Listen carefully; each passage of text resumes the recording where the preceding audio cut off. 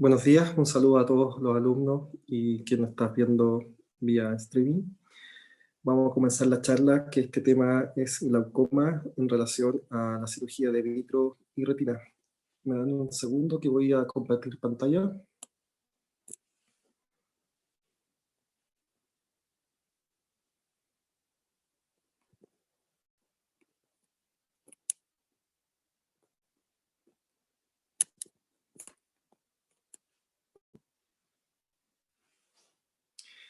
Bueno, este grupo de pacientes que desarrollan este glaucoma secundario, esta cirugía, realmente han sido un boom últimamente con los nuevos avances de la cirugía de vitrio y retina, y actualmente corresponden a un gran grupo de pacientes que significan un gran desafío para nosotros.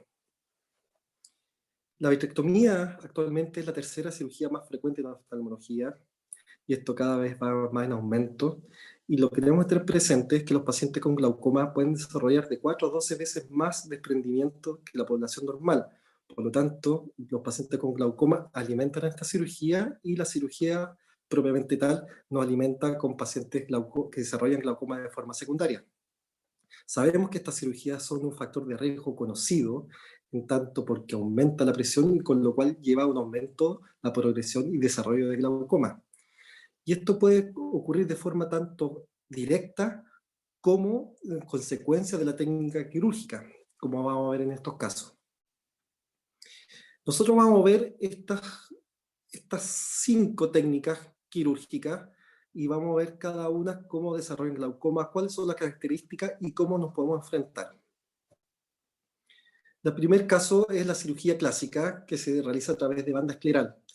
Esta cirugía tiene una incidencia relativamente entre 1 a 4% de desarrollar glaucoma, y los factores de riesgo para que estos pacientes que se han sometido a esta cirugía desarrollen glaucoma principalmente es que tengan previamente un ángulo estrecho, que la banda que se instala se desplace en forma impensada hacia anterior, o sea colocada por mala técnica o en forma adrede hacia anterior por causas que dependen del cirujano. Y lo que está produciendo esta banda es comprimir el cuerpo ciliar, y al comprimir produce un edema de este. Y al producir un edema del cuerpo ciliar, lo que se va a producir es un bloqueo a nivel angular. Téngalo presente, porque no es un bloqueo pupilar, es un bloqueo a nivel del ángulo, con lo cual va a desarrollar un aumento de la presión. Cuando nos presentan estos pacientes, los cirujanos tienen sumamente claro que esto es transitorio, y principalmente lo pueden iniciar el manejo con terapia médica, que incluye siempre esta triada que utilizamos bastante en estos tipos de cirugía, que es el cicloplégico en caso de dolor, presiones altas, corticoides y los inhibidores de la producción de humor acuoso. Como les dije, esto puede resolver espontáneamente. Ya al quinto día, los cirujanos de vitro y retina saben que puede resolver. Lo que sí tenemos que tener presente es que la ideotomía en estos casos, aunque el ángulo no se vea el trabéculo, no está indicado, porque acá no ocurre un bloqueo pupilar. Lo que estamos hablando es de un bloqueo a nivel del ángulo.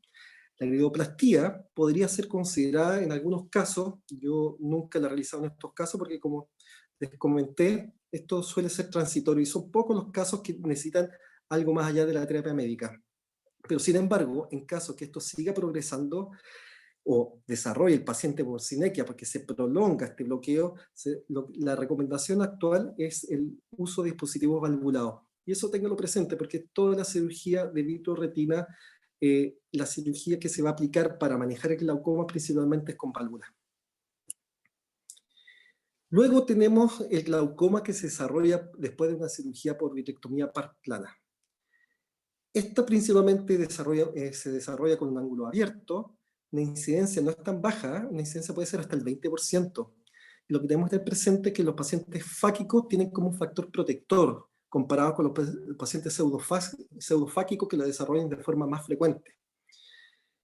Y claramente la patogenia no está todavía bien dilucidada. Se plantea que debe haber un rol en el oxígeno, en la presión parcial de oxígeno que aumenta, lo que lleva a un estrés oxidativo a nivel del trabéculo que daña a las células, por lo consecuente un aumento de la presión y el riesgo de desarrollar glaucoma.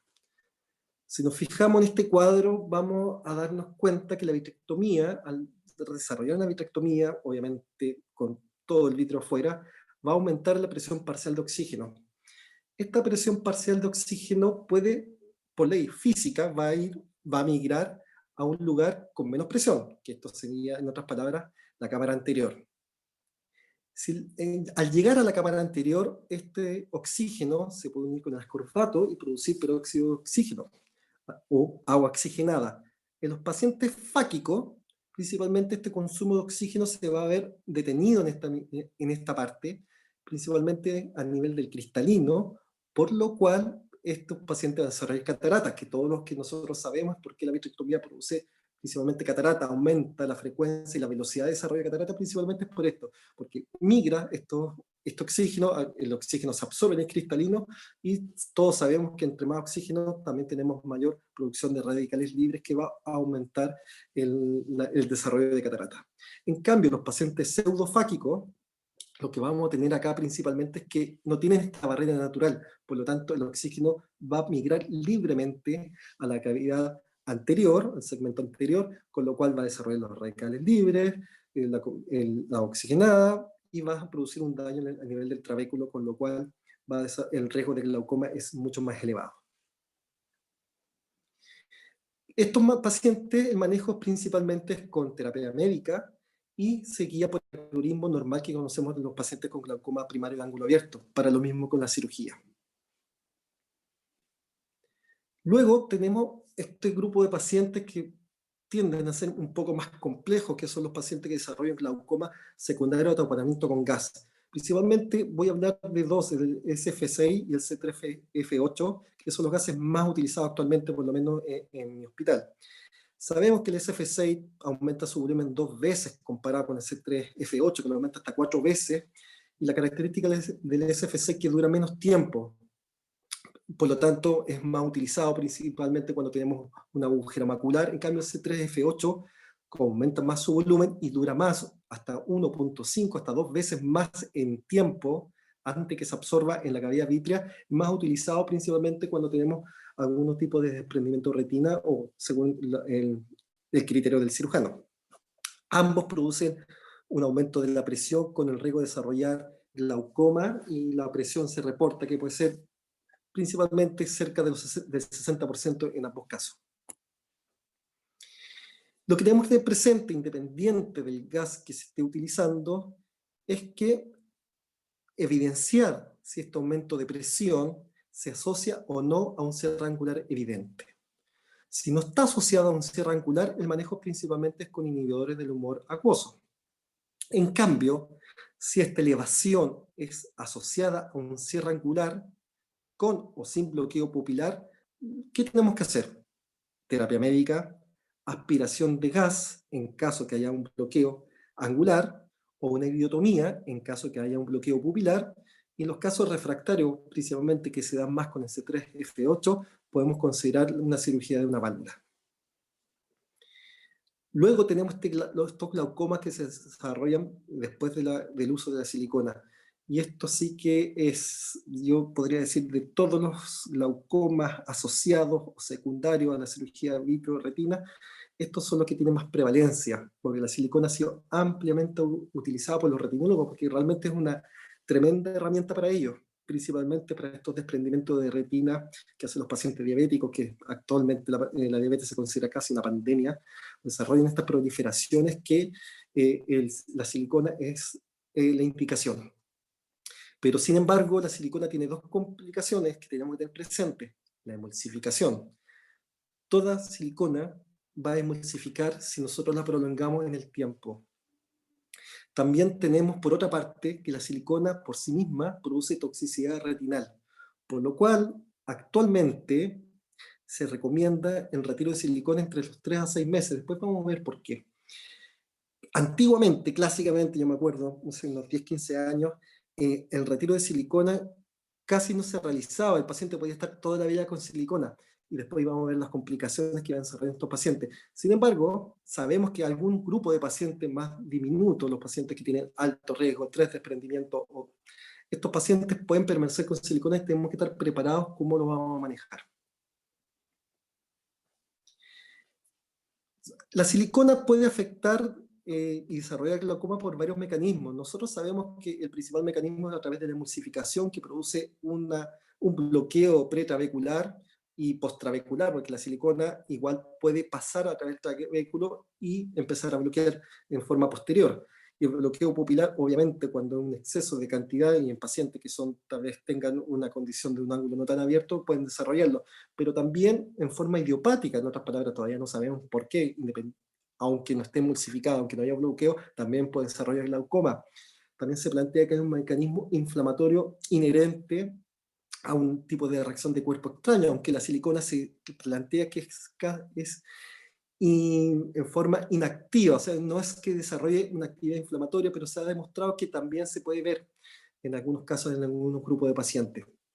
Por lo tanto, se plantea que muchas veces estos mecanismos pueden estar mezclados y son mecanismos combinados los que se pueden presentar. Siempre tener presente que los mecanismos que predominan es la emulsificación y el bloqueo pupilar. Y bueno, esta emulsificación, ¿en qué va a depender? Principalmente la propiedad típica de la silicona, porque se ocupa principalmente la silicona de 1000 o 5000, dependiendo del tiempo que yo necesito taponar al paciente. También la presencia de emulsificadores biológicos propios del individuo, que esto ya es algo que nosotros no podemos saber, y lo que sí podemos manejar de repente es la presencia de contaminantes de tipo detergente que pueden venir en instrumentos que de repente no han sido tan prolijamente lavados por la arsenalera y pueden estar contaminados y esto aumentar la velocidad de emulsificación. Y lo último que también se plantea bastante que los movimientos REM, que este movimiento que hace el ojo cuando está en la etapa REM, es como un movimiento de bateo que va produciendo que la silicona se vaya emulsificando, independiente de todo lo demás. Este gráfico nos muestra 379 pacientes que fueron estudiados que se le aplicó la silicona de 1000. Si se dan cuenta, en la silicona a partir del quinto mes comienza claramente a emulsificarse. Por eso es lo que se plantea actualmente que hay que esperar máximo 6 meses en los pacientes que se puedan retirar. Recalco esto, algunos pacientes claramente los retinólogos no los van a retirar nunca porque el riesgo de desprendimiento es alto. Pero este gráfico, esto es lo que demostró. Entonces, acuérdense que a partir del quinto o sexto mes, el paciente que no tiene grandes riesgos, que es un desprendimiento único o conversado con el retinólogo, ojalá que este paciente sea retirado de la silicona. Cuando nos enfrentamos a estos pacientes, tenemos 3 pasos que considerar. El manejo primero, el manejo inicial. El manejo inicial con esta triada clásica que les comenté, que es cicloplégico, corticoides y terapia antihipertensiva tópica. Y lo segundo es que siempre tenemos que descartar un bloqueo pupilar o un cierre o un bloqueo angular secundario. Estas son las reglas cuando nos enfrentamos a este paciente. Lo tercero, siempre boroscopía, descartar que no haya emulsificación.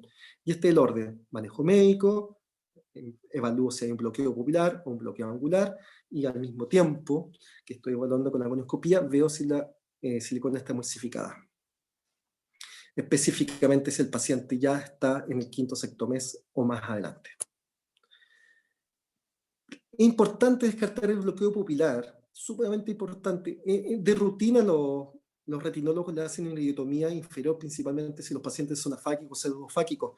Aunque la tengan, siempre tienen que revisarla, porque muchas veces esta iridotomía se puede cerrar hasta en un 33% de los pacientes. Entonces, lo que significa que tendríamos que hacer una segunda.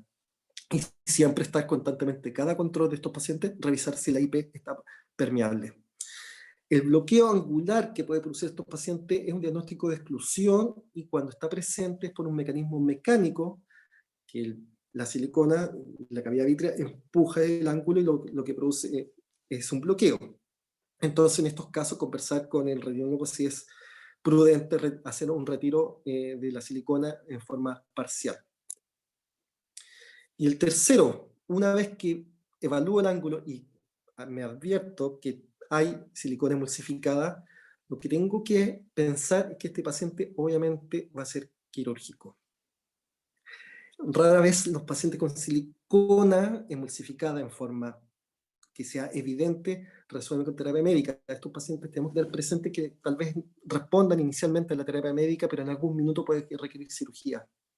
Y en unos casos es una válvula a nivel inferior. En los pacientes, muchos cirujanos también les gusta hacer un lavado de cámara anterior.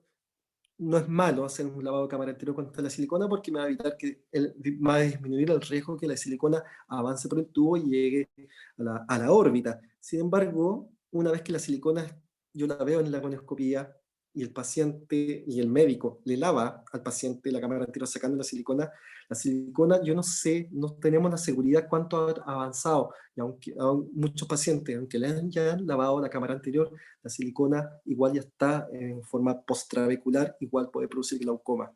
Entonces en estos pacientes tener presente que la válvula puede ser la mejor solución. Y esta es una imagen que me prestó el doctor Sampolesi, que podemos ver cómo está la silicona de una forma bien marcada.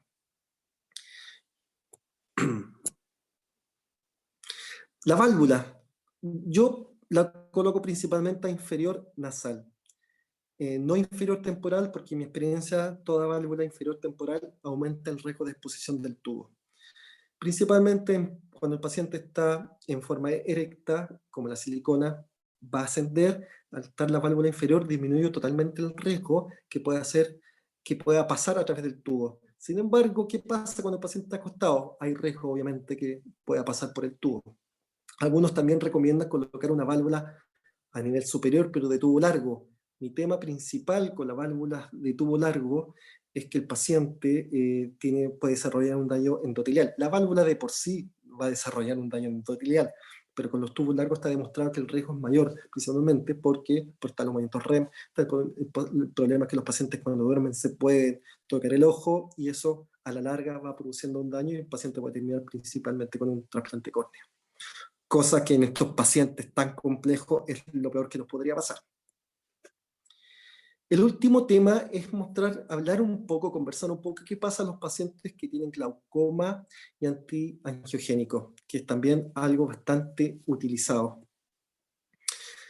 Lo antiangiogénico en pacientes sin glaucoma está demostrado que produce un pic hipertensivo, principalmente por un efecto volumen, el cual empieza a normalizar entre 30 a 60 minutos. Yo me acuerdo que con el doctor Sampolesi, con el ICARE, revisábamos inmediatamente a los pacientes post-Avastin cuánto subía la presión, encontrábamos con valores sorprendentes, que los pacientes desarrollaban inmediatamente una presión de 30 a 35, y ya a la hora los pacientes habían disminuido bastante.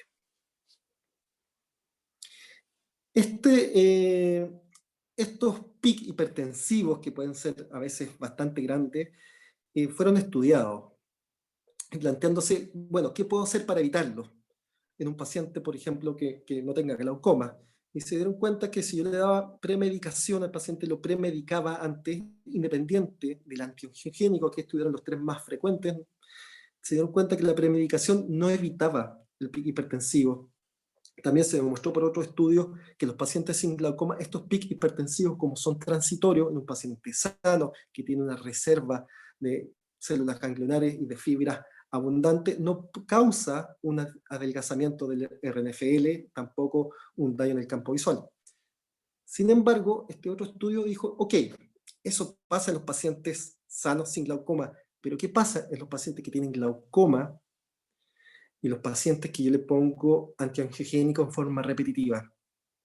Este estudio demostró que dosis repetitiva en este grupo específico de pacientes, el glaucoma se empieza a portar mal.